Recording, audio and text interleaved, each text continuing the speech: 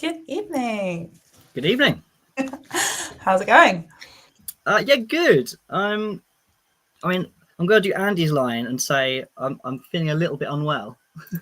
Not another I'm full of stinking cold. But I've had a bit of a pre-taste and I can smell some things, but I may rely on you and of course all the members sort of telling me exactly what we're tasting. We'll look for guidance. Exactly. But I'm sure our guests can guide us as well. And I think I'm feeling good. I'm feeling good. I'm on the mend. I'm on the tail end of like a miserable cold. I feel like if I was ill, I would rather have like a dram rather than like over a pint or something. Of all the things to have to be tasting, I think Definitely. But the other thing is, the stupid thing is, I caught this cold I was away for a few days. I was in Belgium. It was nice and warm, and I come back with a cold to this miserable cold weather. Partied too hard. I'm not sure I did, but there we are. How are you, Jess? Yeah, I'm good.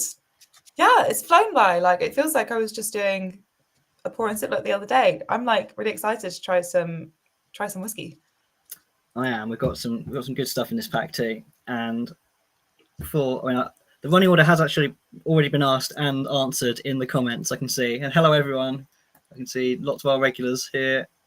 Steve Colin Williams in there, Malcolm Tucker. Good evening for Peter Gilmore. Yeah, Chris Lenner, evening. A rare tasting for him. Welcome, Chris. Peter Burrow, evening, guys. Lots and lots of comments already coming in. Yes, the running order is Balvenie, 14-year-old Caribbean cask. Yum. Kingsbarns Coaltown. New and shiny. And then third, I'm going to have the Glen Moray 8-year-old fully Rioja matured from their Warehouse 1 range. So I'm very excited about all three of those. That'll cure you at nearly 50. That will sort me right out, yeah. We're like, if you can't taste anything, try that.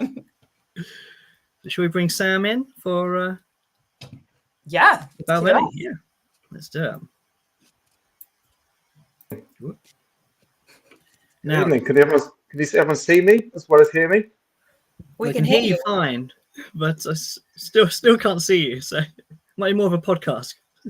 Yes, well, I'm not sure this because I can see me fine, which is really bizarre. I'm moving, I'm animated. Yeah, I mean, at least we can hear you. That is definitely the more useful of the two. There we go. Yeah, so this is definitely podcast time. Great place for radio and all that. If I was tech savvy, I'd like somehow get like your LinkedIn photo up here, just so like there's a face to the name, but I'm mysterious for the next like 20 minutes or so. It might pop up. It might just appear out of nowhere because I've got a great vista of my nose right now, which is so I can see me fine on the camera, but I can see you all, but no one can see me. But anyway, good evening, everybody. Good evening. It's lovely to have you. Yeah, I'm really excited to be kicking off with a rum cask because I'm in denial that summer is over and this is feeling like it might sort of like bring it back a bit. We live in hope. Yeah, exactly. Where are you coming to us from today? I'm coming to you live from the north coast of Northern Ireland, a lovely town called Coleraine, which is just down from Royal Portrush, where we had the Open a few years ago. And I'm actually probably a decent 5 to 10k run away from Bushmills Distillery. Oh, nice. Little name drop in there. Yeah.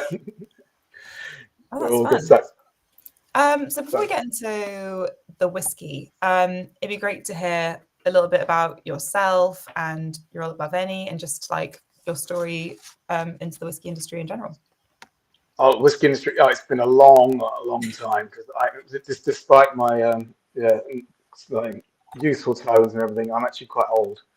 So I've been around a long time. So I first started working in and around the drinks industry from about 18 onwards, and did a lot of work in the on-trade, and then moved to work for one of the big boys, Diageo, and got to know and love quite a lot of whiskey there, and got a great education from the likes of Colin and the people there around whiskey, and then moved to White Mackay, where I've worked around Richard Patterson for a good number of years, and in the sales of the business, and then latterly through Howard and into William Grant for the last couple of years, which is great. So always around whiskey, always a prime love, and always like to keep in the industry. And so I've worked around Irish, around Scotch, and we've even had Welsh whiskey. Because I had a little bit to do with selling Aberfoyle's whiskey, which is nice. Came out a few years ago. Yeah.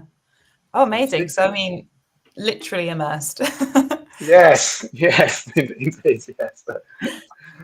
I mean, it feels like you could tell us anything about almost any whiskey, but so the Balvenie is a name that, like, a lot of people will probably have heard. Mm-hmm. But I mean, give us like a little background into the distillery. I mean, sure, there's like too much to recount in the short time that we have.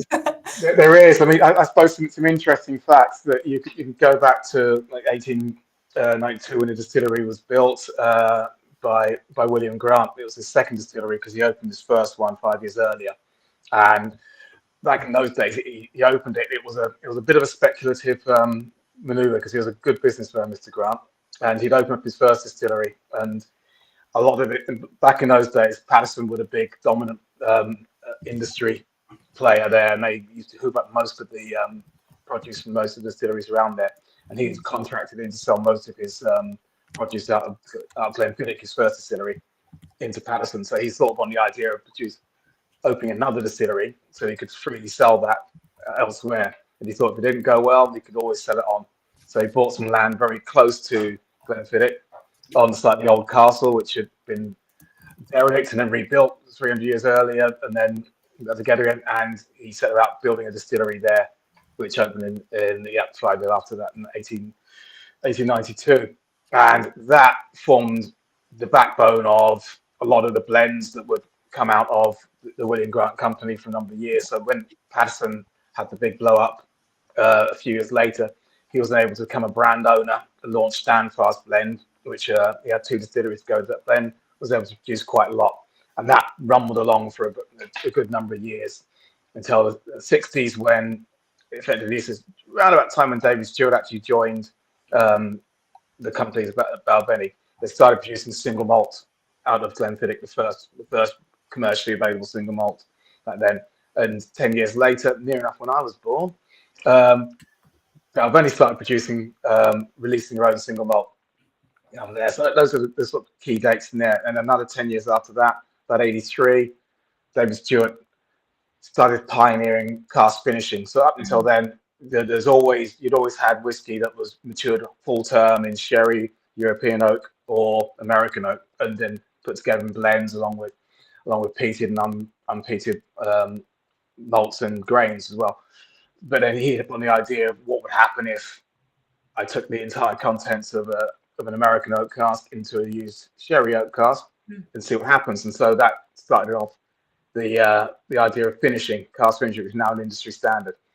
And that due to some iconic whiskies. I mean, the one that's still with us today is one that was first released in '93, which is a Doublewood. So that is the icon of the first big commercially available cask finished whiskey. And that's really started the train off, and that's a 12-year-old Doublewood. And in between that, there were a number of interesting experiments because David was a massive pioneer also into rum cask, which is there. So the actual Caribbean cask, I believe it's something like the 6th iteration of rum cask finish that Balvenie produced, because there were some 14-year-olds like golden cask finish and some other ones, some 17-year-olds that come in there. But the Caribbean cask is what really hit the mark for people doing that. And that was also a change in how the cask finish was produced, because up until then, mainly it'd be the standard way of importing used casks, getting them from around different countries wherever you could, whether it's West Indies or Cuba, and then bring those rum casks across. But one thing that they found was that he didn't get the full effect or consistent effect he was after, because all that travel and journey found there was a lot of drying that went on in there. And so Caribbean cask is actually first one, which is done by a different technique, whereby the casks are brought over, but also the rum is left in the casks up in Speyside for a number of months, and a proprietary blend of rum that he produces himself to get to the exact flavors and profiles that he wants in there. So they'll age and mature rum in those casks, and then empty the casks out, and then in goes the 14-year-old into those Balvenie casks. Okay. And where does the rum go? So this is interesting. So the rum's bought in bulk. Dave's got a good connection to the industry, and there is some. It's not actually doesn't go into any of our brands as a company brand. It's actually sold back to the people, generally people that it's bought from. So it can be in many things. So this is matured rum that goes like here. So there is some talk around the company of actually producing a brand out of that finished rum, but it's actually comes in. It's matured in Scotland, blended and matured in Scotland, and then sold back after it's finished to a lot of the same dealers and brokers that it was bought from in the first place. So there's like some mystery Balvenie rum just kicking about that nobody knows. Yes, it could be in anything around the world. That's a blended rum. Yeah. So if anyone can crack that one because they've got an amazing nose, we'll see. Yeah. So the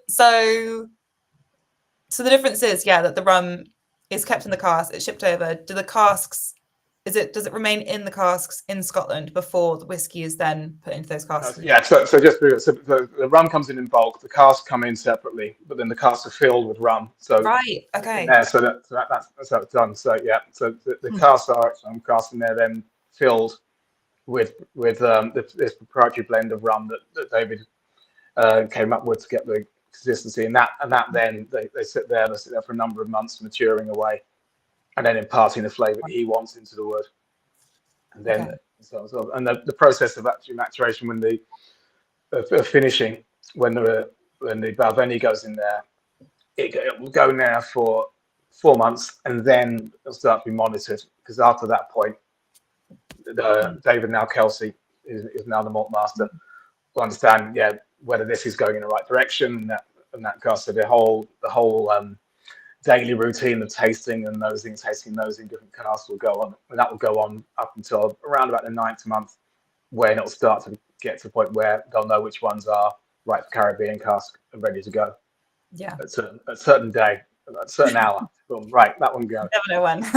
Yeah. I'll just go through a few comments quickly, Jess, if I can. There's so Peter Gilmore saying he can smell the Caribbean sun and sound of the ocean lying in a hammock, which is lovely. It's straight to the Caribbean there. Take me there.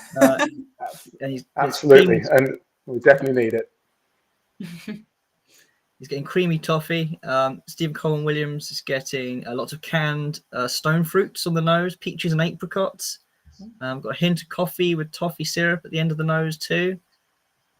Malcolm's got orange, mango, and honey on the nose. I like mango a lot. Yeah. Yes. Yeah. Real Boinger's getting lots of creamy vanilla and toffee. There's also some discussion about when we last had Balvenie and Pour and Sip and how many we've had. Has someone come to the rescue with an answer yet? Always. So we've had a couple before. We had the 12-year-old sweet toast of American oak, which was in July 22. So we haven't had one for a couple of years. Yeah.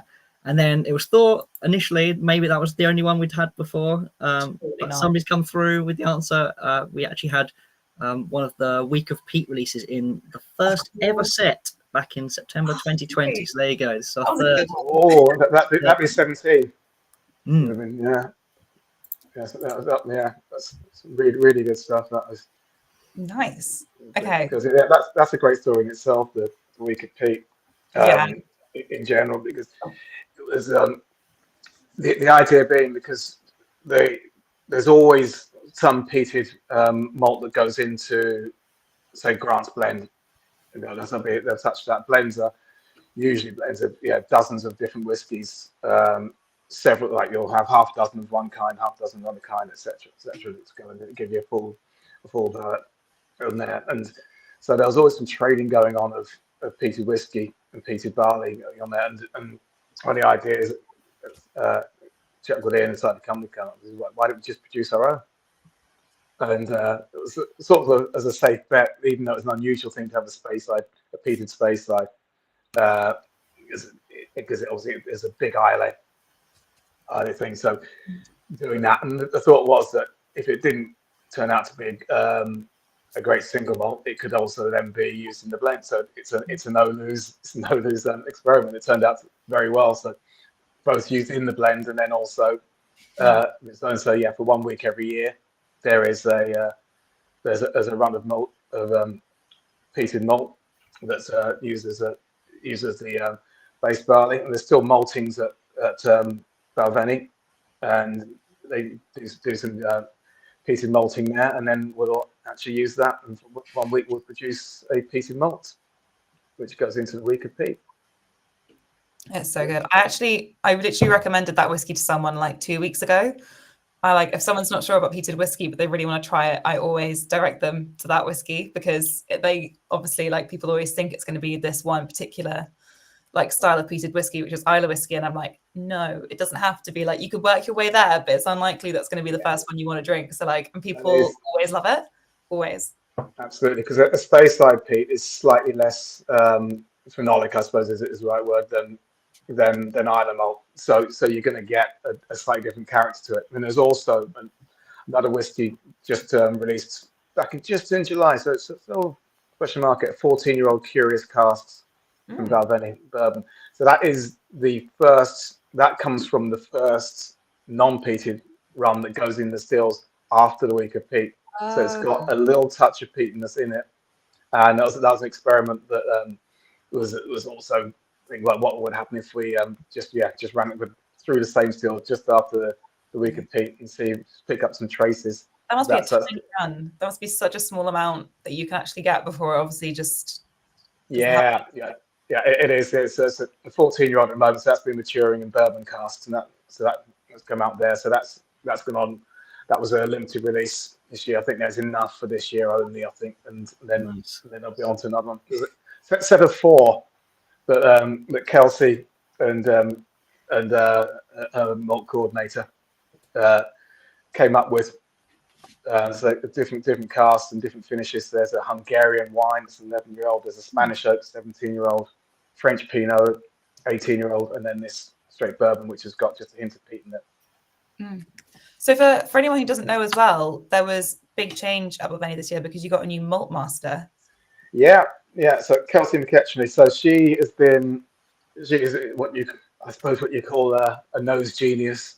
So she joined the company 8-9 years ago as a graduate trainee and worked around. She wanted to go on the tech side of the industry, so she worked around all the distilleries in the company, including Tullamore and Ireland. And her talents got to the attention of David, who thought that she had extraordinary nose, extraordinary palate, and started grooming her for higher things and bigger things. And so she's been working alongside him for a number of years and working a lot of different releases. I think probably since around about COVID time, she's been pretty much the main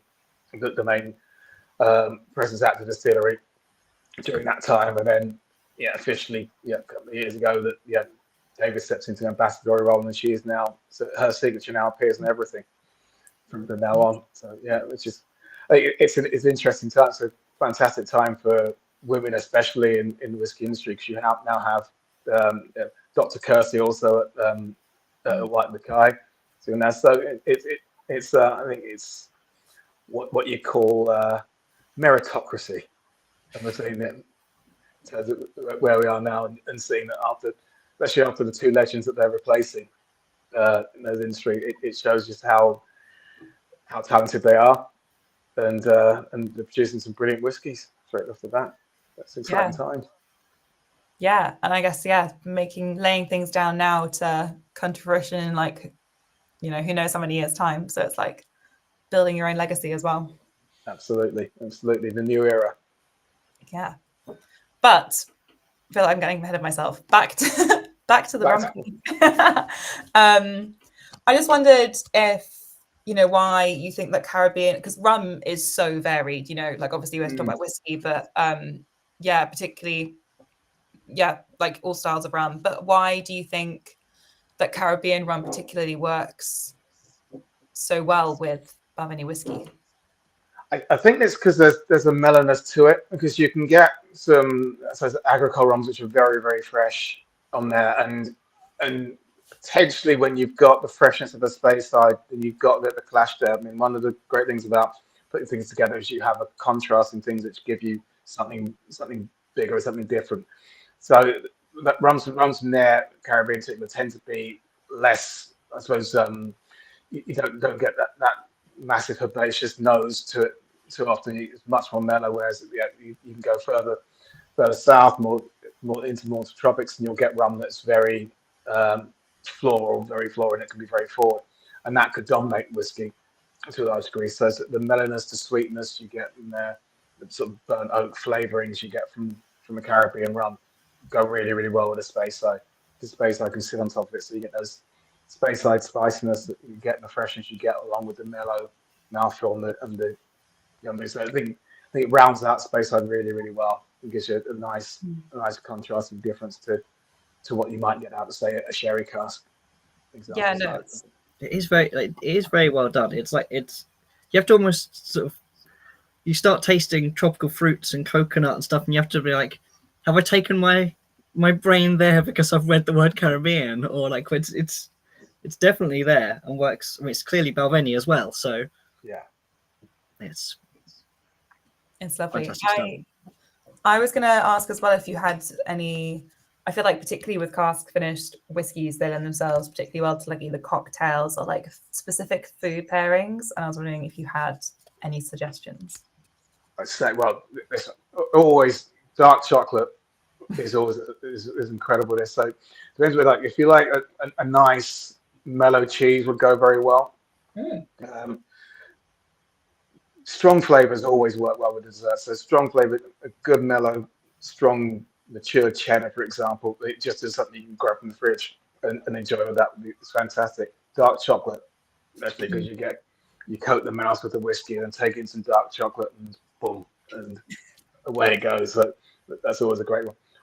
Or just replaces, or just not have dessert at all and go straight with it. This is a dessert of whiskey, so yeah. I'd say that it's also because of the rich flavour of it. You then got. I like the idea of old fashioned too, with good Speyside cask finished whiskies, because you get that range of flavours, and if you old fashioned it, you break out the flavours in there, so you get different flavours and notes as you go. So that's a nice way of drinking. I suppose it's a kind of Rolls Royce way of putting water in your whiskey. I love that. I feel like I'd want to get some fun bitters in there if I was doing something with like a cask whiskey. I can't think of what, but like chocolate bitters actually would be an alternative to maybe the chocolate. I put chocolate bitters in everything though. It's like my red flag. Let's go through a few more comments. There's more people getting the mangoes coming through now. Then we have Steve had a question. He was trying to clarify in his head, I think, where the casks, when they come over, are flat packed, just because otherwise it's, why would you not? What will happen is regardless of how they turn up, the coopers will always effectively take them apart and put them back together again, because that's just a way of making sure there's no leaks, no errors, and so they'll have to give it a full, I suppose, MOT for a cask anyway. So effectively, the stays will come off. They'll look to reseal it and make sure that everything's in order. So when they will normally ship, because the best way to ship a cask over, you want to leave a good 5% of liquid in a cask anyway when you're moving it, so it doesn't dry out completely. And then after that, then the coopers will get to work and we'll sort it. So that's a general industry thing, that you'll have a little bit of liquid that will ship with regardless, and then when it arrives in there, then they'll toast it. They'll pull it back together, and toast it, seal it, and make it fit for the purpose they want. There you go. Flat pack cask. Seems wrong. IKEA. Yeah. DIY. Wonderful every day. That's all that their phrases.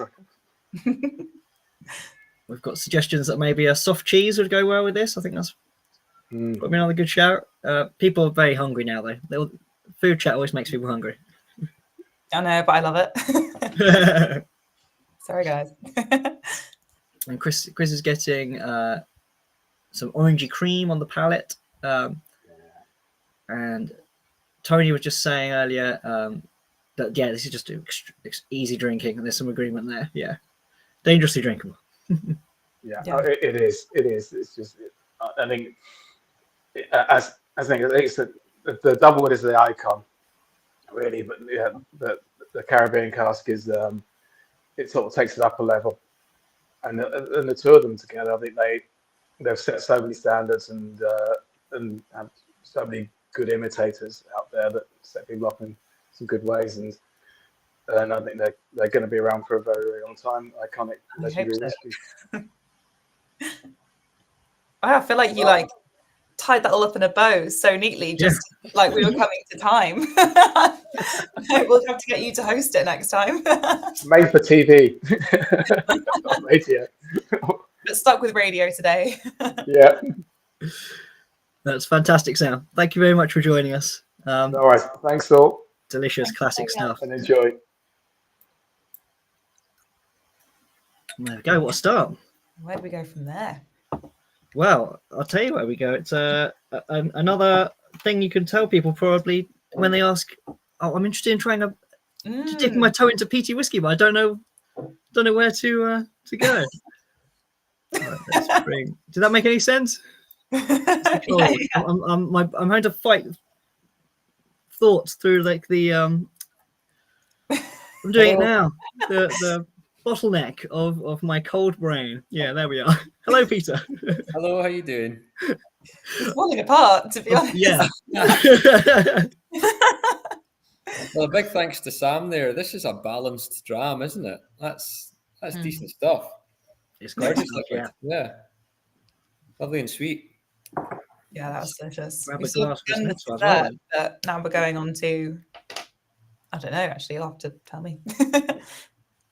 Yeah, so my name's Peter Holroyd. I'm actually I'm at work at the moment in Kingsbarns, so I'm the distillery manager here at Kingsbarns Distillery. Some of you might have tried our stuff before. We've been going for about almost 10 years. And we're going to try Coaltown this evening, which is our latest core release. Aged in ex-peated barrels. So, ex-peated casks. Some of them are hogsheads, some of them are barrels. But like you mentioned a wee second ago, Jake, and Jess as well, it's if you're not a fan of peat, it's a nice way to dip your toe into that world. Yeah, that's amazing. I mean, we should make it clear that the barley is unpeated here, right? Yeah, that's absolutely right. Yeah, so completely unpeated barley, but we've aged our new make spirit in ex-peated barrels. So everything about Kingsbarns is really light, fruity, elegant. We're trying to make a lowland style of whiskey, so we were very scared and pretty paranoid to put any peated malt through the distillery because you'd really struggle to get it out, especially making quite a light and floral style of new make spirit. So rather than put peat through the distillery, we thought, well, let's front load the dram with flavour by trying to maximise as much kind of floral fruit and interest into the new make spirit, but put it into these ex-peated casks. So this is American casks. They've been used, once over in the States for holding bourbon, and then they've been taken across to Scotland and they've held some ex-peated, peated whiskey. Think sort of South Isla sort of distilleries, that sort of thing. So some pretty chunky beasts that over that way. And then we've taken the casks once once they've been dumped of that peated whiskey, and it's amazing how much sort of character and influence it's taken on. Not a massive amount. It's you can still kind of pick up all the fruit on it, especially kind of bananas and tropical fruit and lemons and things like that. But you get that lovely little thread of smoke running through the dram as well. You could probably see it's a very pale whiskey. But colour isn't, it's not everything. Effectively, that's just because the casks have been used for, bourbon, then peated whiskey, and now us. So a lot of the sort of oak influence has been taken out, but the important and the valuable thing for us really was getting a little bit of smoke influence. Yeah. Yeah, that is such a but the first thing isn't the smoke, it's the florals for me, which I felt like the name was kind of surprising, but with the story, obviously not so much because it's already had so much in it. Sorry, I'm talking about the casks. But I was going to say, it's got me thinking about how obviously bourbon casks, everybody wants them, but peated whiskey casks are obviously not used as much in the whiskey industry to mature things afterwards. So how easy was it to get your hands on these casks? It's the cask market has been challenging the last couple of years. The price has really gone up quite substantially, but we're very lucky in that our production director Isabella Weems, she's established these relationships throughout the industry to say, okay, bodegas or American oak, she knows how to. She knows the right people to be able to get the right supply that's going to match the spirit. And at the end of the day, it's always about trying to match the new make spirit, regardless of what distillery it is, whether you're Islay or Speyside or doing blends, or in our case, a lowland whiskey. Matching the character of that with the right barrel or the right wood. It could be butts, barrels, hoggies, whatever. So she's quite an expert in that, and has a great nose, and is very adept at picking the right sort of wood that's going to fit the spirit character. So she's managed to source these ex-peated casks. A lot of them are from Islay, but we have had a couple from other distilleries in the Highlands. But nothing hits like an Islay cask. If you're looking for that influence. Mm-hmm. Yeah, the name actually Coaltown is it's a local name to us, so it's just down the road from the distillery, Coaltown of Weems. It's a family-owned distillery, so the Weems family run and operate it. Mm-hmm. And we've been going for about 10 years. We've got a couple of different whiskies under our belt. One that's Ducot, which is mostly bourbon casks, but there's some shaved toasted recharred barriques in there. I'm pouring it. Yeah. Okay. And then Balcomie, which is our exclusively Oloroso sherry casks. So that's the more kind of darker sugar sort of flavors coming out of that. But yeah, no, very excited to launch Coaltown. It's totally different from the last two, so it's a real it's differentiates quite a lot. Yeah, you were saying about obviously those are super different releases. You've got this really pale peated whiskey cask, matured one, and then obviously a sherry cask. But how do you keep that Kingsbarns DNA throughout it? Because there's a quite opposite flavors and possibly overpowering ones. Yeah, no, definitely. I think you need to be very careful with it. That it's same as the rum casks. That Sam was talking about. It's very easy to overcook whiskey, and you really need to keep an eye on it, especially if you're doing finishes and things like that. So for ourselves, we've kind of stayed away from finishes in terms of wine finishes and things like that, because you need to be quite careful with it, and that you don't. Bludgeon a whiskey to death with previous contents of the last, what was last held in that barrel or that hogshead or whatever. And as I said, everything that we're trying to do is we're trying to make a very kind of classically lowland style whiskey. I know that this recent one has a bit of peat, and that's probably not very classically lowland, But in terms of the new make whiskey, we're making a very consistent style of new make whiskey. So we're always trying to achieve the same distillery character each and every day. And every part of the production process is kind of geared towards hitting that, getting as much elegant fruit into the dram as we can. So, long fermentations, 2 strains of yeast, and very slow distillation. They're the really kind of the main points that influence, and a very high cut point on the spirit still. They're the main things that kind of target that really kind of sweet new make spirit. If you taste our new make spirit, I've had people say to me they think it's got sugar in it because it is so sweet. And it's like, no, that's just distillate. And then, you've got to put it into the right wood. Personally, I think bourbon casks you can't go wrong with, and I think you really can. You're going to see a distillery DNA or distillery style most nakedly if it's just put into a bourbon cask. Be it Arran or any distillery, Kingsbarns. But it's great fun to be putting it into something that's totally different. It's not been done very often, putting whiskey into ex-peated casks, and it's kind of giving these casks one last little lease of life, one chance to impart something quite special to a very light spirit. And I think you get that in this. You still pick up all the fruit. So much fruit. Yeah, still pick up. I kind of think grilled bananas. A lot of our releases, you pick up kind of banana foam sweets, and it's kind of a sweet shop thing. But yeah, there's a little bit of kind of ashiness. There's a little bit of floral, I think you said before as well, Jess. So floral. A little bit of floral, kind of rose water. Those floral notes. People are getting those in the comments. Banana and floral heather from Peter Gilmore. Obviously pointing out the colours so pale, but quickly realizing there's a fair amount going on. We've got Heather from Simon. Real Boing is getting burnt French toast with orange marmalade, but all in a very good way. Wow, I like that. That's cool.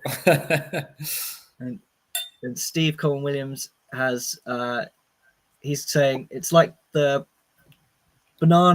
chocolate bananas that you bake inside foil at a scout camp. Not in a dram. Of course, you get that in the bonfire as well. Great show. We've got salted fudge and honeycomb from Peter. Initially floral on the nose, then a banana coming through. That's Paul Cruz. It's all chocolate and bananas, isn't it? Yeah. With some sweetness as well. Steve's trying to pair it with a prawn cocktail. The food pairings are starting. That's wild. That might be one of the wildest suggestions we've had so far. You never know. You never know until you try it, though. Exactly. Go back, Steve. Go big. I could maybe see smoked salmon or something like that. Prawn cocktail's pretty. Yeah. Bring it into like this decade. Sorry, Steve.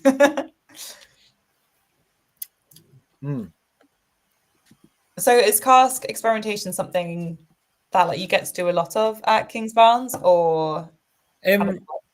So far we've done a little bit, yeah. So we've filled into mainly our kind of cask experimentation side is more focused on lighter sherries. Apple brandy, we filled a good kind of 100 casks of apple brandy early this year, which will be cool, but that'll be a good few years down the line. Pheno casks, things like that. We don't really want to fill too many PX because we feel that the spirit would just be overtaken by it. It'd be overrun.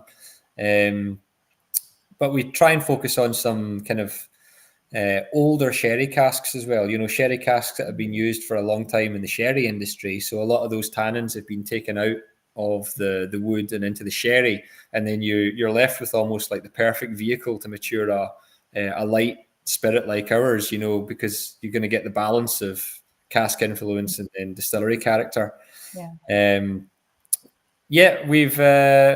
We're also building a warehouse, so that's going to be operational early next year as well. So we'll have a little bit more scope to maybe do a wee bit more playing around and potentially even dip our toes into cask finishes as well, but we'll just have to see.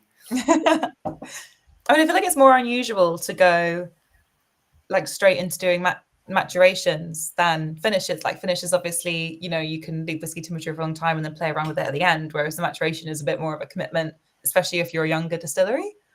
Yeah, no, definitely. Full term maturation, I suppose. There's something quite wholesome about that, you know, just leaving it in one cask type and just letting it do its thing, just letting it sleep away in the warehouse. But with the finishes, I mean, this has been a well-known thing in the industry. You know, if you have some whiskey that maybe has a lot of good character in it, but has been sitting in tired wood for one reason or another, you can put it into wine casks or rum casks or sherry casks and give it that little layer that it's maybe needed. And it's been you know, it's such a well trodden path. But you, as I said before, you really have to be very careful about timescales. You know, you almost have to be catching it, you know, the right week almost, depending on what you're putting your whiskey into finish on, because the wine or whatever the previous contents were can really kind of overtake it, and it can almost be, you know, you get the mouth gripping sort of thing. If you had I've had a few whiskies that have just been done too long, and particularly in some types of wine, and it gets a bit grippy. So you have to be quite on it. We haven't had our own warehouse up to now. We mature all our whiskey in Fife at another distillery, at another local distillery.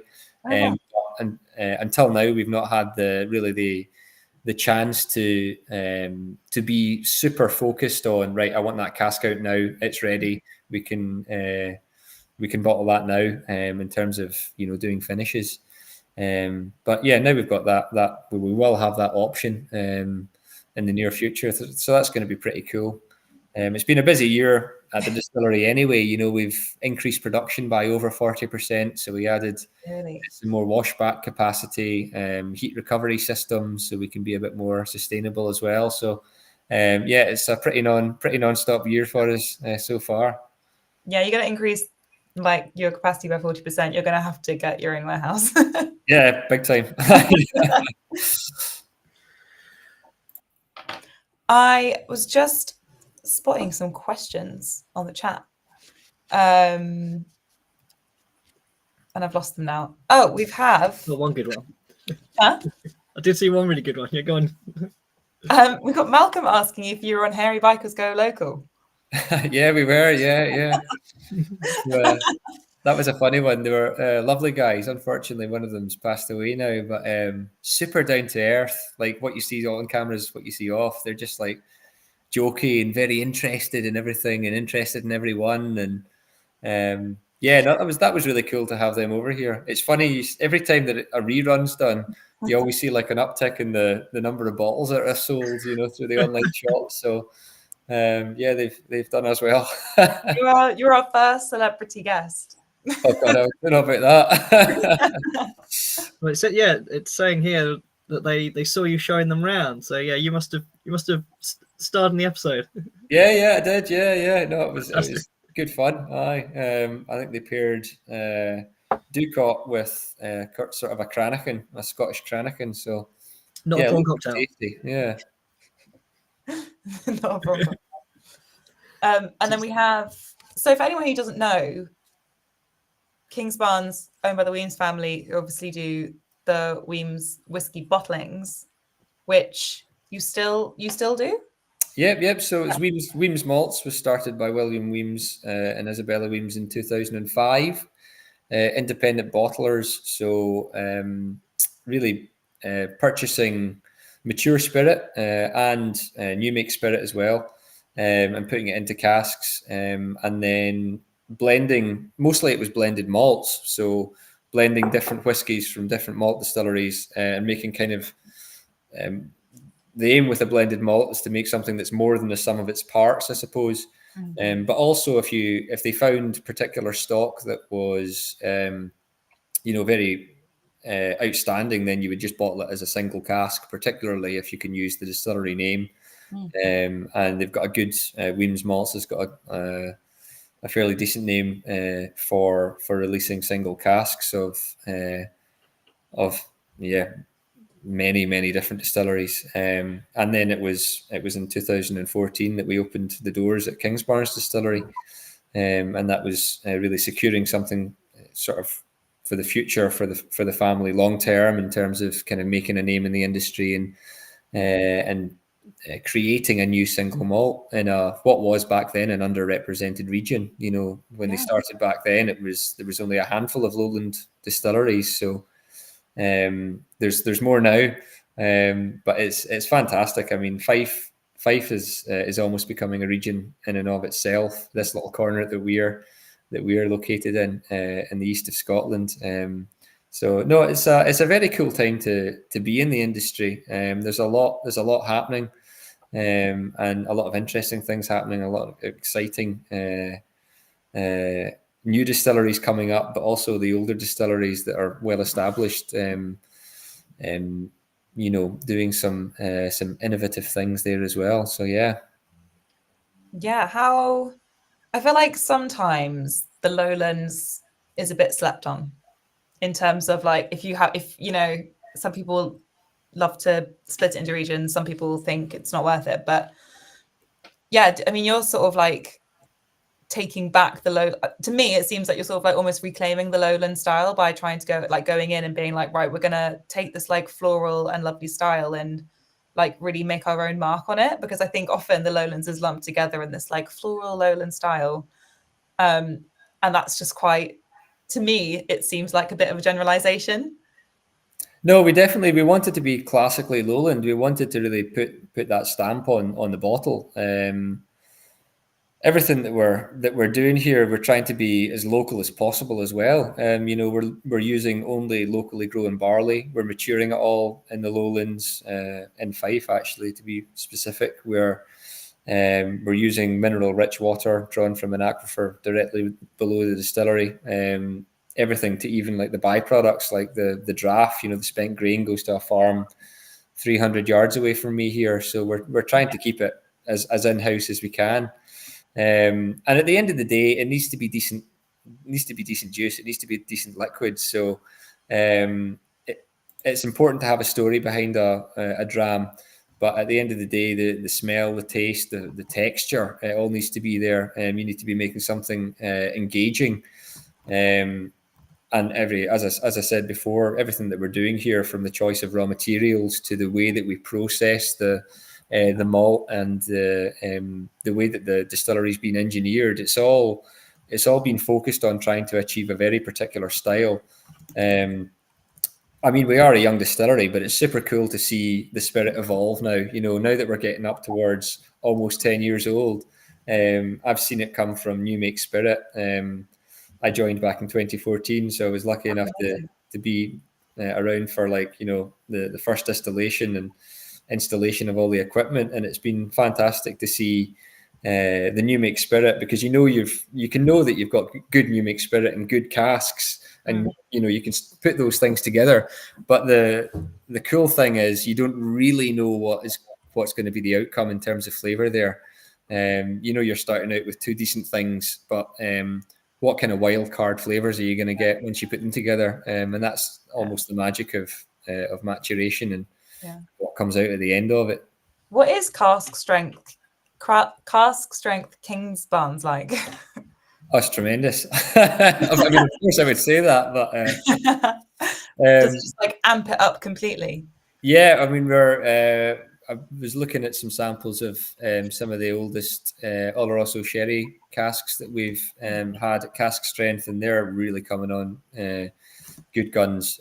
Sort of lovely, sort of treacly notes, and still getting all those peachy and apricot flavors. It's like a really soft sherry maturation, and we've actually got a fill your own sort of bottle experience down in the visitor centre, so you can come along and fill your own cask at the visitor centre, or fill your own bottle from the cask, and it's good stuff. I think it's over 60%, but you wouldn't think it. It's dangerous liquid, I would say. You know, dangerous drinkable. Oh God, yeah, it's like just drinking sort of really vanilla, sort of magnolia flowers. It's honeysuckle, that sort of thing. So as I said before, I love the bourbon casks. If I could pick anything, it would just be a first fill bourbon cask, sort of 8 years old. That's good stuff. Sounds great. I mean, have you released one of those? Yeah, we've done some single casks, that are touching on that. Yeah, I'm gonna get one. yeah. So no, we've got a good stock of at least that cask type and a few others. So watch this space, I suppose. Or if in doubt, visit the distillery and bottle it yourself. Oh yeah, true. Yeah, come over and see us.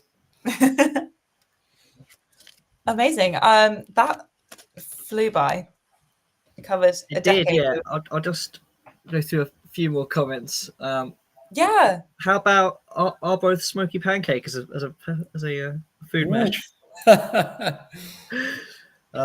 Lots more people getting banana and chocolates. So Chris is saying with those notes, it'll probably go well with a spicy curry. We've got we covered those questions about the hairy bikers, of course, and the Weems bottlings. And then people just talking about putting chocolate in curries now. So love a food tangent. Yeah. Well, you guys have really got a great lineup tonight. You've picked something from for everyone, I think. So well done on the selection this evening. I'm liking the look of it. Jake can take all the credit for that one. No, it's great stuff. Thank you so much, Peter, for joining us. My pleasure. It has been a pleasure. So thank you. Cheers. Cheers now. Is it Peter? We have been told that if Peter does not make it back later, it's because he's literally making the whiskey. So that is true. Yeah. He has to run downstairs and Of all the excuses, that's the best one we've had. No doubt. It's funny that we've started with Balvenie, who are sort of the trendsetters of finishes, and then ended up talking about how everyone finishes. Isn't it novel to have something that's full maturation? Yeah. Which kind of leads us on to the next one as well, doesn't it? Speaking of cask strength. Yeah. So let's bring in Iain. Hello. Good evening. How are you? Good evening. Yeah, we're great. We're very good. 2 cracking whiskies into a great lineup here. I'm very excited about this one as well.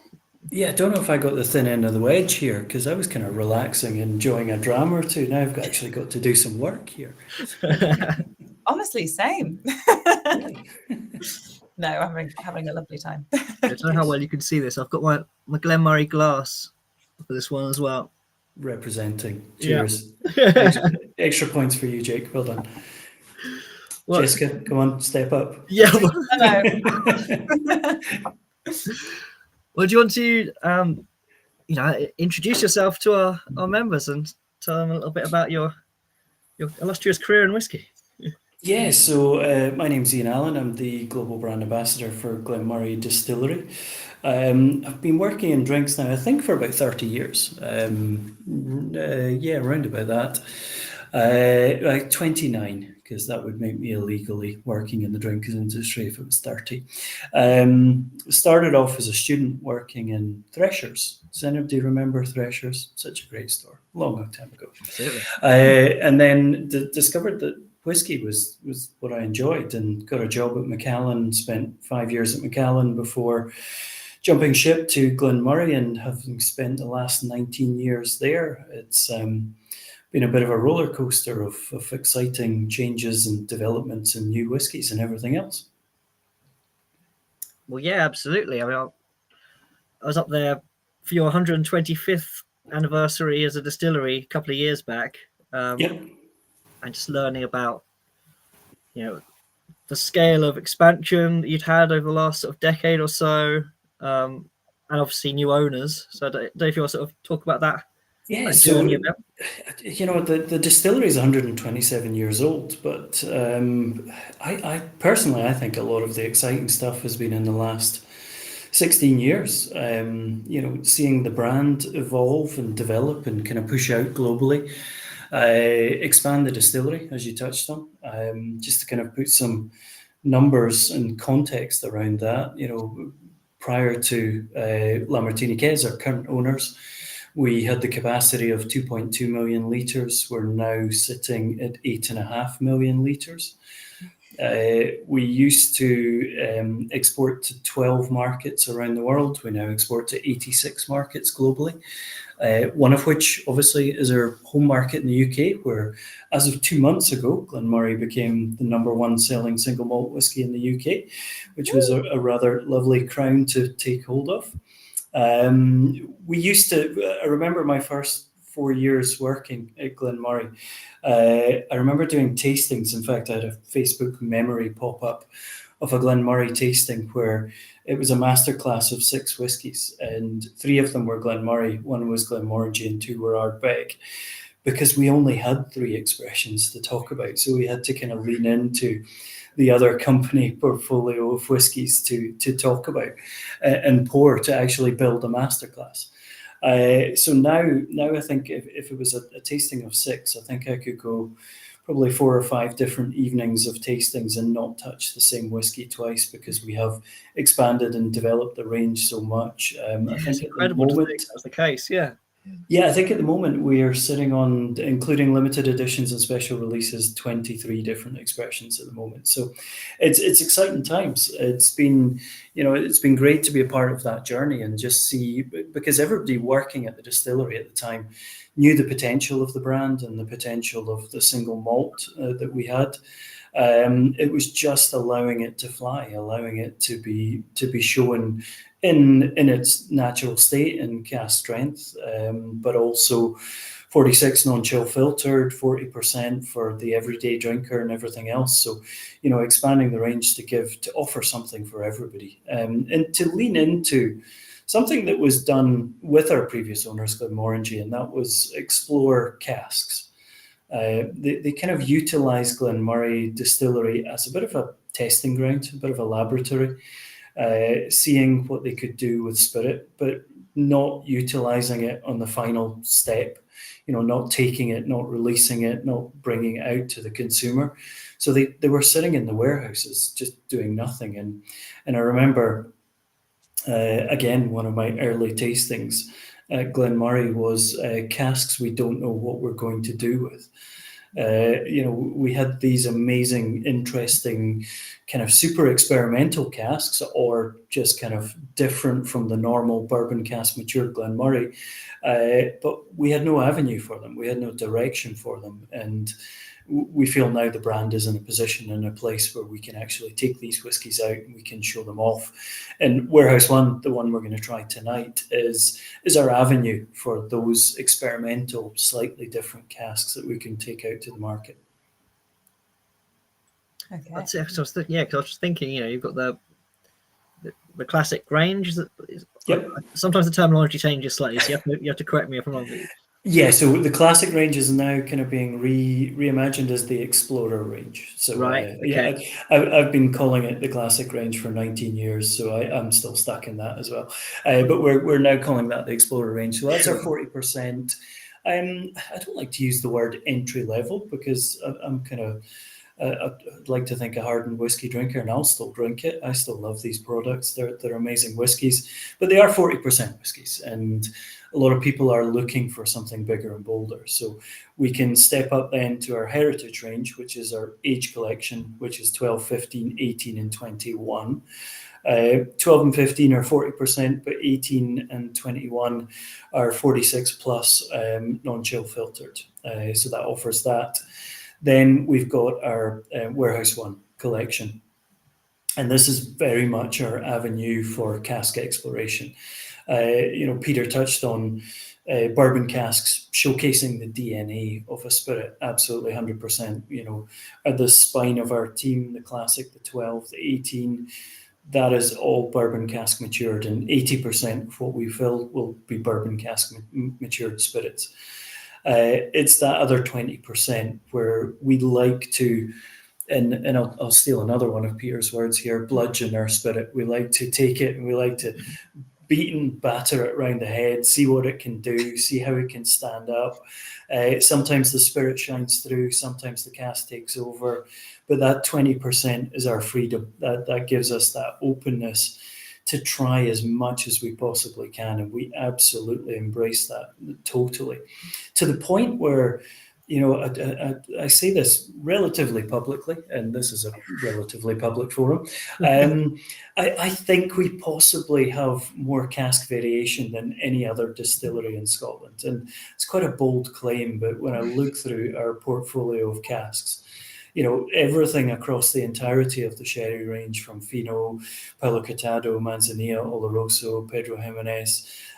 We have brandy, cognac, tequila, mezcal, beer, wines. We have Chardonnay, Chenin Blanc, Burgundy, Amarone, Barolo, Tokai, Sauternes, Rioja, which we will be trying tonight. And I think this could be a kind of public first for you. I'll give you this as a first on record. I might get a phone call from marketing tomorrow to tell me off, but we're going to be releasing in the next month a maple syrup cask, which we're not going to call whiskey, because we got into trouble with that before with cider cask. Where the SWA gave us a little rap over the knuckles and said, that's not whiskey.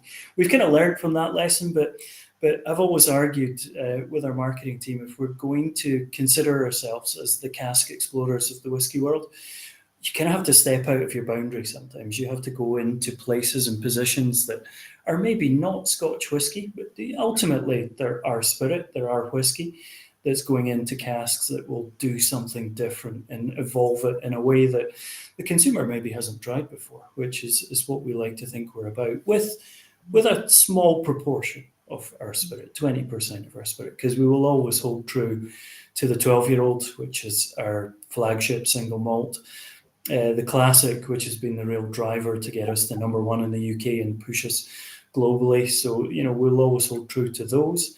It's that little space at the end that we take the freedom and embrace the experimentation and cask exploration. I feel like that is the real pursuit of flavour, when you're like giving up the whiskey title to mature it in something. Like, I absolutely love that. Yeah, I would like to do more of that. I'd like to call it whiskey and keep getting slapped over the wrist by the SWA, because that gives you free publicity. But my boss is less inclined to do so, because he has to clear up the mess afterwards. So, but yeah, absolutely, 100% agree. You know, that pursuit of flavour should not be inhibited by rules and guidelines. If there's something that works, we know so many things, you know, from all different beer casks and stout casks, and even, I don't know, cider brandy and Paloma and all sorts of things, like, that's so nearly cider.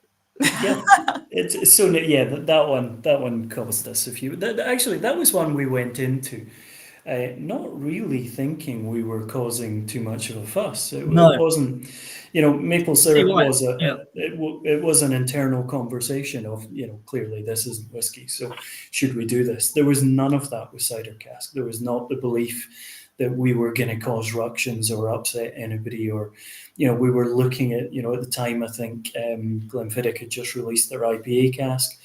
I think they'd also, not to pick on Glenfiddich, but they embraced experimentation as well with, I think they'd done Winter Storm, which was the Canadian ice wine cask. So you had so much of that coming out at the time, and cider didn't feel particularly antagonistic. It didn't feel like it was pushing too much of a boundary. But it worked for us. It gave us a bit of coverage, a bit of mileage from a PR point of view. And you know, that was part of what we used to call our Curiosity series. You know, our Curiosity I was going to say, yes, because I think we had the Agricole cask. Was the one that we had on a couple of years back. But now, yeah, so Curiosity was born out of cider cask, and as you say, Agricole, and we were doing really kind of interesting bits and pieces. But again, we had a kind of internal conversation that some of these casks we felt were curious for Glen Moray, but not necessarily curious for the consumer. They'd seen it before elsewhere. So we rebranded it as Warehouse One.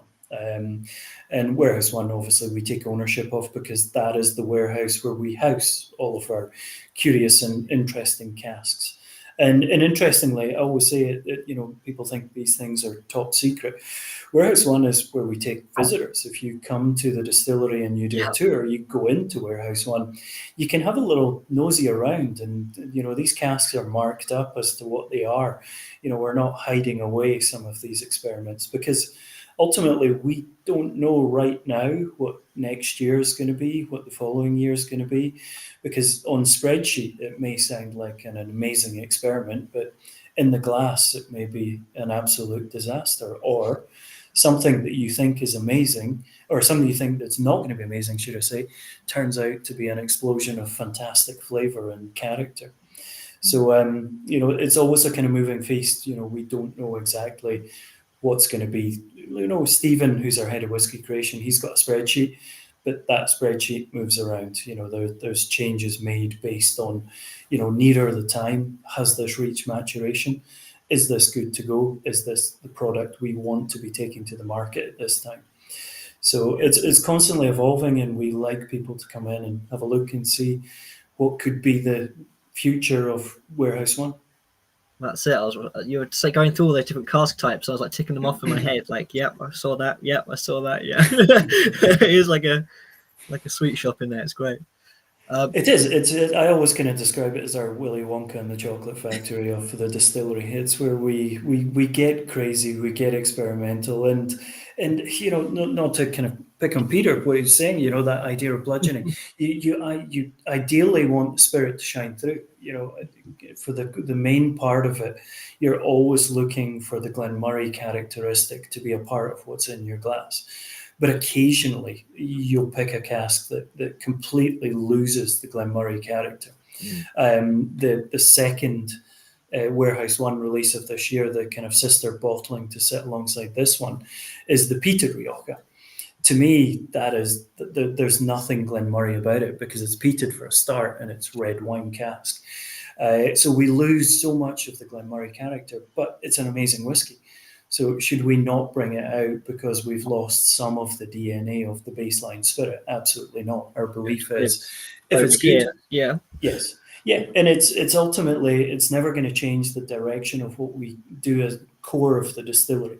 The classic, the 12, the 18, they're still going to be there. They're going to be for the kind of regular Speyside fans or the Glen Moray fans or whatever.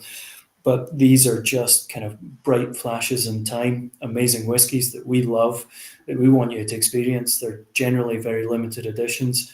If they are amazing, sorry, but next year it's something else. The following year it's something else. We're looking to kind of keep this conveyor belt of wonderful and interesting casks coming through the line.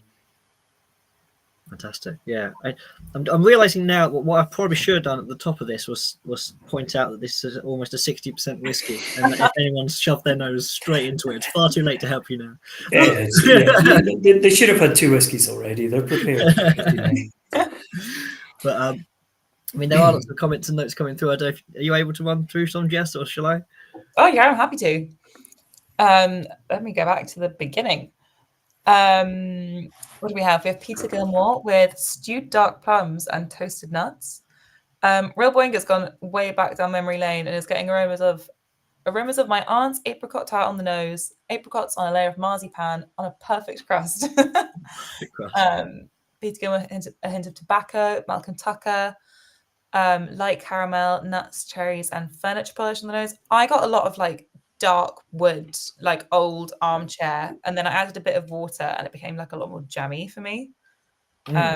Which Steve Coleman Williams is getting cherries and blackberry jam with a strong leaf cigar. There is a kind of slight tobacco-y note to this that kind of alludes to something slightly smoky, which is quite interesting because this isn't a peated Glen Moray. We've got the peated expression which sits alongside this one. This one is all about the Rioja. This is the first time in the Warehouse One collection where we normally do 2 or 3 releases in a year, and it's the first time where the 2 releases have been from the same cask. So they're both Rioja casks this year. So last year we did Amontillado, Amarone, and Oloroso. This year with the two the same, I was kind of initially slightly concerned, they were going to be quite similar, but they are so different. They're remarkably different. The one we have today, the fully matured 8 years, this one screams Rioja because it's been in the cask for so long. It's drawn so much of the flavour out of it. Whereas the peated one, which sits alongside it, is a finish. And it kind of whispers Rioja. So we've kind of taken something away, and that is the intensity of the full maturation. But what we've replaced that piece of the jigsaw puzzle with is the smokiness and the earthy, smoky, peaty characteristic we get from an Aberdeenshire peat. So they're two, I like to class them as kind of brothers and sisters whiskies, but they are remarkably different. It's amazing to see the difference that we can get from tweaking something from the same cask. Yeah, that's such I feel like it's not often you get that exact comparison as well, because like you change the cask, like who knows what's going to be different. It's like magic, but yeah, to have it from the same cask is really, really cool. Just in that, one of the notes that Steve's Colin Williams put forward is malt loaf, and I'm all over that, as well as all the things you've just been discussing. It's like almost chewy, like when you drink so it. Chewy, it's great. Like it's like I've got like a piece of toffee in my mouth. Glen Moray Spirit has got a viscosity to it. There's really something about it. It's quite oily. That texture, and for my money, I think it's the texture which gives us this level of freedom, because we explore with casks, and you would think that with that level of exploration there would be an equal number of failures versus successes, but there's only been 2 or 3 that I can think of off the top of my head that really hasn't worked. And I put it down to the viscosity. The oiliness of the spirit gives it a robustness, because when you taste the Glen Moray New Make Spirit, it's light, it's sweet, it's soft, it's got an elegance to it, but there's a backbone, there's a real kind of spine to it, which gives it that ability to sit either 10, 12 years, first fill Oloroso, Pedro Jimenez, or finish in these casks and still have an element of the distillery DNA shining through. Yeah, that was something I was going to ask actually, like how do you make a whiskey that like a big legend, if you will? When you lose the distillery character, it comes through. Like last year's Oloroso, as part of Warehouse One, it was all Oloroso. It was just a cliche of a whiskey. It was just the kind of traditional sherry cask tasting notes. But personally, I felt we kind of deserved a release like that, because we hadn't done a fully matured sherry in, I think it was about 15 years. Everything we'd done with sherry previously was all finishing. So I felt we'd missed out on that kind of sherry bomb of an experience within Glen Moray, where it works really well. So the kind of baseline spirit, the kind of pear drops, apple, toffee characteristic of the spirit was pushed so far into the background that the cask had dominated to such an extent that it was very difficult to pick out the spirit characteristic. In that case, I didn't think it was a bad thing. I thought it was, a really kind of great whiskey to bring out, showing a different side to Glen Moray that we hadn't done in such a long period of time.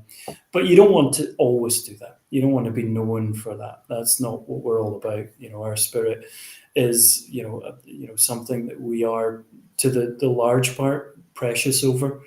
As Peter touched on, the bourbon casks will always allow the spirit a breathing room within the glass. And that's why they're so heavily lent into by the industry. They love that. The industry loves that because they allow that sense of place, that sense of identity. Because if everything you do is about the cask, ultimately it could come from anywhere. It is your spirit that gives you your sense of identity. The spirit that Peter's trying to create with Kingsbarns, the spirit that Sam has to work with Balvenie, that's what makes Balvenie, Kingsbarns, and the spirit makes Glen Moray. The casks, 9 times out of 10, the casks are available on the open market. All of the distilleries can buy the same Rioja casks, for example, that we have here. So if it becomes all about that, it loses what it's about as an individual and unique distillery. Absolutely, yeah. There's a couple of things I just wanted to touch on from the comments. One person, I can't find it now, but they said Oh, here it is. Yeah. Saying, oh, and yet another distillery I've been mispronouncing all these years, which really made me laugh. Same. And you know what? Coming from Speyside and being born in Elgin, the town where Glen Moray is, it surprised me how many people got Glen Moray wrong. There's somebody on Instagram that pronounces distilleries for people, and I thought surely no problem with Glen Moray, but yeah, I've discovered that is the case. I was saying Moray like a Moray eel, and that's not like I always say as in Andy Murray, like the tennis player. Yeah. Glen Moray, Andy Murray. It's an easy one once you have it. Like it's not. Yeah. Yeah. We've all been there though, with different distilleries or other. Yes. No, Ballindalloch. Another question is Steve's asking about what the problem is with calling something a whiskey if it's being a cider or a maple syrup cask. And it's to do with the SWA regulations, isn't it? And I think the line is that it has to be something that's been traditionally used to mature whiskey, or something sort of vague. It's a cask of traditional style, which for me, I always thought meant that it had to be traditional within the whiskey industry. But I think my understanding of it is that it has to be a cask that's traditional. It uses oak traditionally.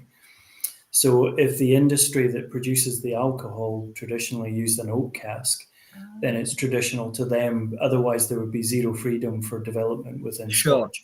But there is also some kind of clearer definitions around stone fruits and things like that we can't use those types of casks. So we couldn't use a plum wine cask or anything like that. Right. So, with candied tequila, that was the running joke for a little while. Yeah.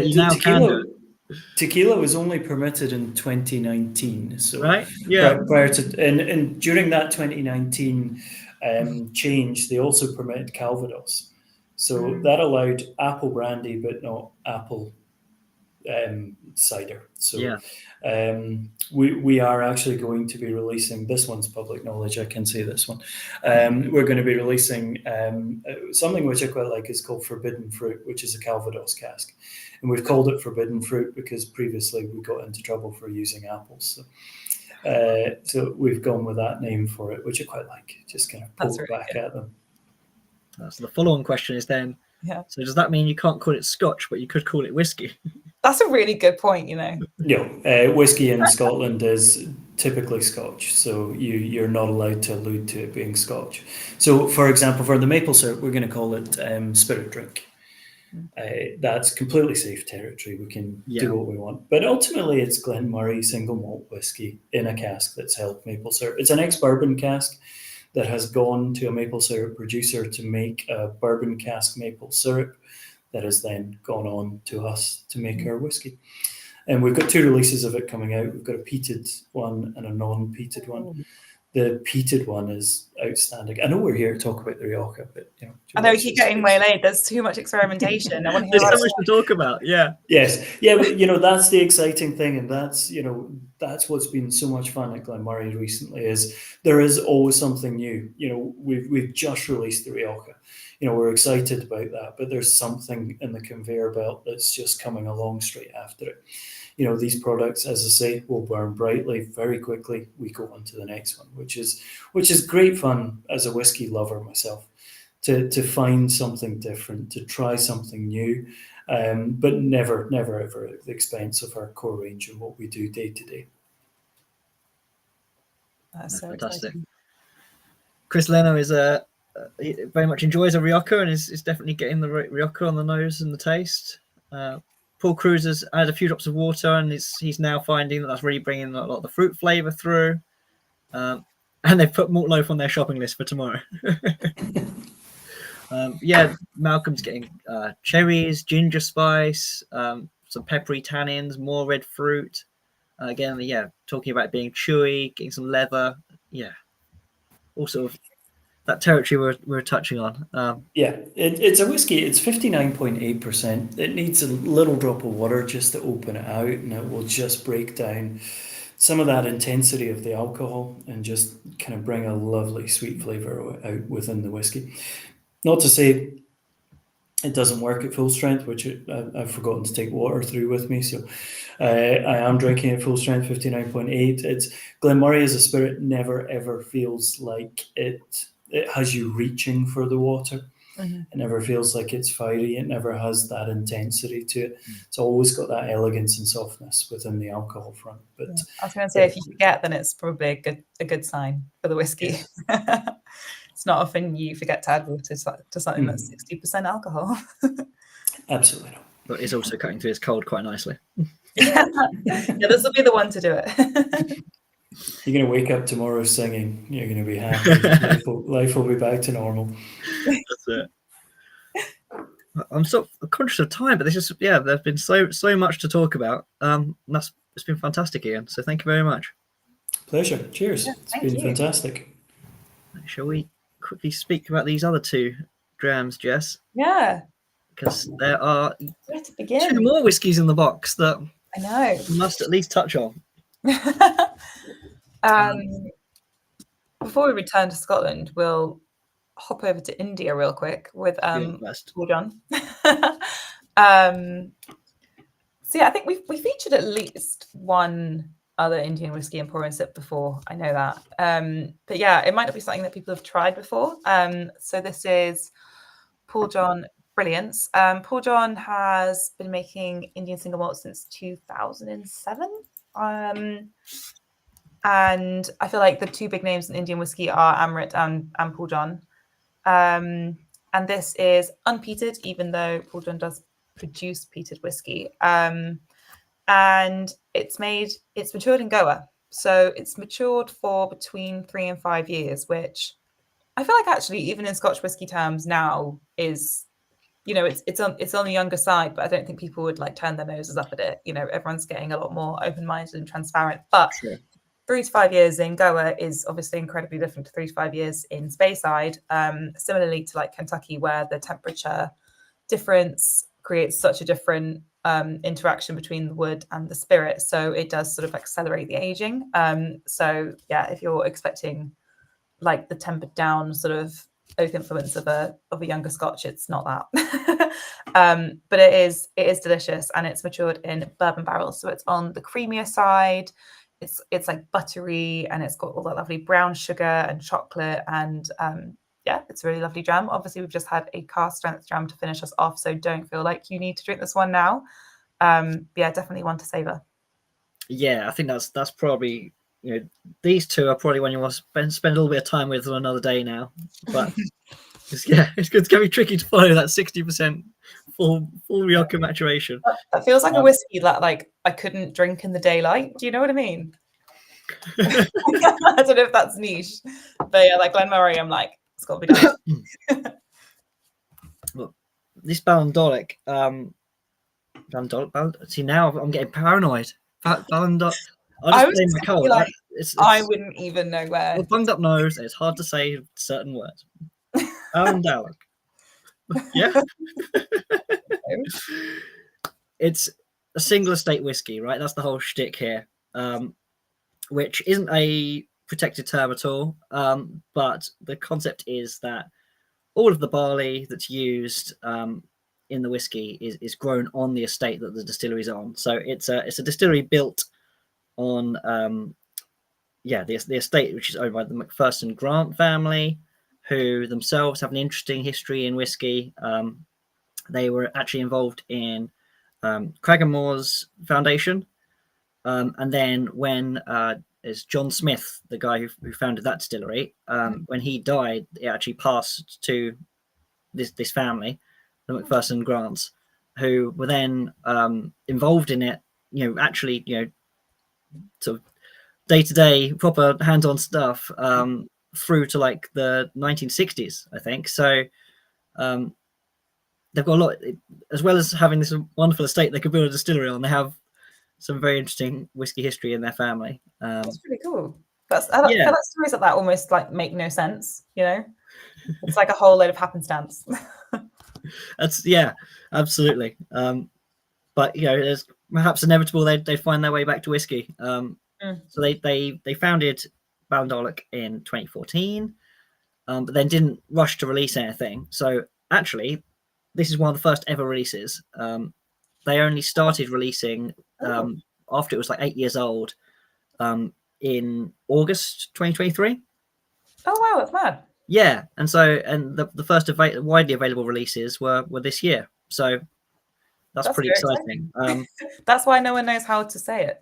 Oh, He's looked in the Malt Whiskey Yearbook. I just launched into it without. I'm pretty sure I've just apparently it's never come out of my mouth before. Yeah. But yeah, they use worm tubs. Like I say, all the barley's from the estate itself, and then the draff goes to that's like a byproduct, goes to feed their own cows as well on the estate. Nice. So yeah, pretty cool. And they kind of were the first to do that. There's others like Loch Lee, really? who kind of do this single estate concept. And like I said, there's no protection. I think estate is finding its way into lots of marketing now, but this is look into it, Yeah. But yeah, it's 80% bourbon casks, 20% sherry butts, which I think, from what I've tasted, it's like, it does need to give me a little subtle influence. But yeah, you're going to get some almost like cider notes. We were talking about cider, weren't we? barley sugar, scones, like some really nice, like fruity, like orchard vibes.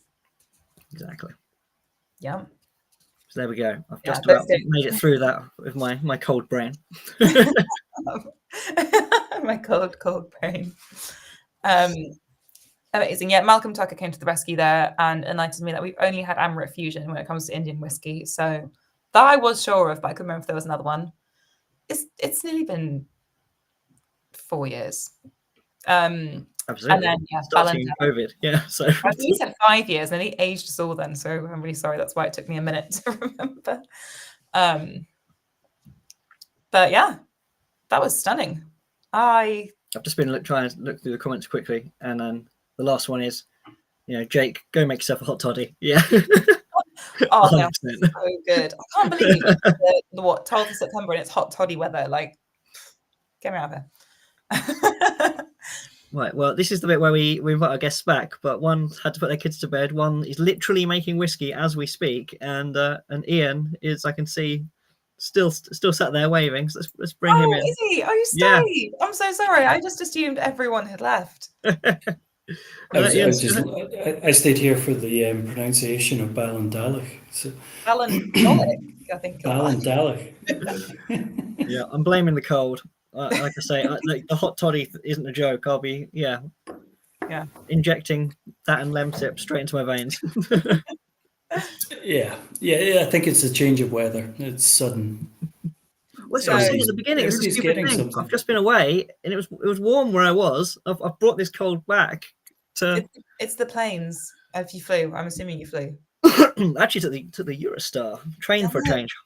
Fine. Okay, it wasn't the plane. Trains. Let's blame the trains. Yeah. So I guess we just speak for another hour about Glen Moray now. Here, I'm good with that. We can do that all you want. So bring in the questions. One of the things we often actually ask at this stage is, what else have you perhaps drunk lately? What's caught your eye from other distilleries and what other people are doing? I need to talk about one of your competitors, because in the weekend past I was at we'll call it the whiskey show. We'll call it the whiskey show. The Filey Bay had just released an IPA cask. So I got the chance to try that. That was mind-blowingly good. We love the Filey Bay, yeah. Yeah, their IPA cask, it was a show special. I don't know if they've got it anywhere else, but that was amazing. That was really very good. We were actually talking about this whole idea. So many of us have been in the industry for so long. Does it take more and more and more to impress you? But no, I think things like that was quite young. It was quite fresh, but it was very exciting to see. That's very interesting. I am excited to see that. IPA, I love an IPA. So, and I feel like that's not super common, unless I've missed something. No, you see it more and more, but still, Yeah. There's been a few. I think Glenfiddich did an IPA cask. Chichibu did a wonderful IPA cask a few years ago. Which I think has been any other Scotch distilleries. Don't think so. No, not Jake, that did you common. try anything crazy in Belgium? Mostly beer. Mm. Yeah, lots of Trappist beers. Lots of and then my family out there that I haven't visited for years and years were laughing because I've managed to coincide my visit with their village's beer festival. So Oh no, that went well. Yeah. But yeah, I think in terms of whiskies, I've been revisiting something we had on Pour and Sip a little while ago, which is the Nick Nean, the Gordon. Do you remember that? Yeah. Is it like Nick Nean, like Heroes or something? Yeah, it's the Quiet Rebels. Quite not a hero, a rebel. So it's got loads more sherry influence. And it's Gordon Wood, the distillery manager's release. So they each get a turn to sort of tailor something to their tastes. And his brief was he wanted tasty. Yeah. And it's like, yeah. So fun. Great stuff. I confirm. What about yourself, Jess? Anything drinks related? I had a very interesting white Negroni the other day where they had taken the colour out of Campari. Okay. I don't know how you do that. It was, oh my God, Jake, it was in Tunbridge Wells. You have to go try it. Okay. It was at the restaurant, it's like a new restaurant called Essence. Yeah, it was a white Negroni, but it had Campari in it, which was nuts. And then it obviously had that is nuts. So what they? It didn't have a white vermouth. It had like Italicus in it instead as well. So it was Italicus, yes, colourless Campari, and Hapusa gin. It was so good. I mean, that does sound. I mean, yeah. As soon as this cold clears up, I know what to do now. So yeah, thank you, Jess. You try this one. So that was something that was really cool. Not whiskey, sorry. We've also got people in the comments answering the question that we haven't even asked, which we usually do by this point. So sorry to all of the audience, which is their favourite whiskey from this month's lineup that we've tried tonight. And so far, what have we got? We've got a Balvenie. We've got someone who doesn't love the Paul John, but that's okay because we haven't had a guest from them tonight. Anyone else who wants to vote, which is all of you, please let us know what your favourite from tonight was. Simon's vote with Kingsbarns. Come on, guys, we need a Glen Moray in here. This usually feels less savage when every guest is on the screen. Royal Boingers voting Glen Moray. We've gone. It's funny. Steve earlier was asking about whether Master of Malt had a shop in, down in Tunbridge Wells or Tunbridge because he's going to be in Kent. Like a physical shop. He also mentioned he's going to Yorkshire, so now he can visit Filey Bay and get himself a white Negroni as well. So he's sorted too. Yeah, wherever you are now, you're not going to be that far from a distillery. We've got plenty more Glen Moray love coming in now. Excellent. That's all we hadn't officially asked the question. That's what it was. Yeah. I'll take it. Being the last guest standing. Yeah. Yep, Glen Moray for me, though it was very close. Glen Moray for me from Jeremy as well. Glen Moray for me, that's from Claire M. Yeah, they're flying in. Tell these people if they come and visit me at the distillery, they'll get an extra whiskey. I'm open. I'll bribe them. Before. I'll go with bribery. I'll go with bribery. I can do that. Now, Malcolm, I think the cherries maybe in the Glen Moray I think he's referring to there meant that Balvenie was his favourite. But yeah, it's always split, and that's the point, isn't it? It's something for everyone, especially tonight. We've had 3 very different whiskies. I very much enjoyed them all. Yeah, I feel like we worked through them. I feel like it's funny because when you're trying to choose the order, usually you see smoke and you think that's got to go last.